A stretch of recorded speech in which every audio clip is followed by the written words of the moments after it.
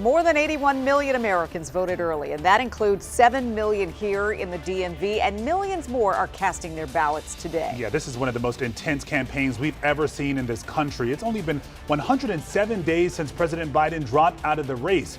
And that move, drastically changed the race for the White House. It changed a lot that day, right?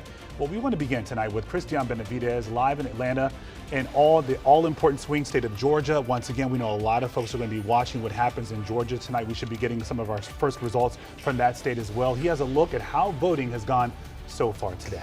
Yeah, and it's going to be interesting to see what happens in Georgia and other places. As you said, Christian Benavidez is there. He has been taking the pulse all week of early voters and here on Election Day.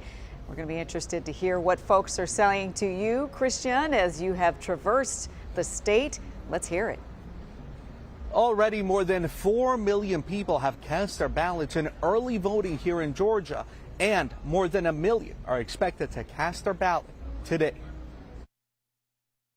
Polling sites across the country are seeing strong turnout as voters decide the next president.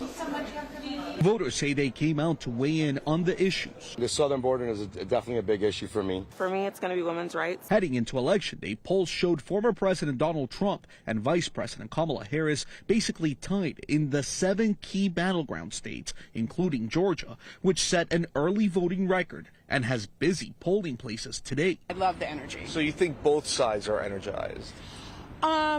To a certain extent, yeah, I think so. I think you're seeing more passion. What do you think is motivating those who are voting for Kamala Harris?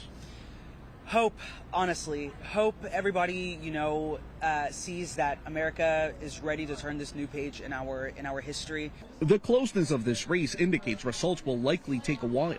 On his way to the Harris campaign watch party in D.C., running mate Tim Walz made a stop in make-or-break Pennsylvania. It's going to take some time to get results. We're going to go up, down, but at the end of the day, as we always do, we will get the results that we know are accurate. Casting his ballot in Palm Beach, Florida, Trump sowed doubt about the process. I'm hearing in Pennsylvania they won't have an answer till 2 or 3 days from now. I think it's an absolute outrage if that's the case. Both candidates will be watching closely with one of the most contentious and unpredictable campaigns in history now in the hands of the people. Now, the race here is razor thin, but officials believe they'll be able to count most of the ballots today. Georgia Secretary of State Brad Raffensperger said about 70% of the votes should be counted by 8 p.m. tonight. All right, Christian, we know that Georgia counts fast. We'll see how fast and when that vote comes in tonight.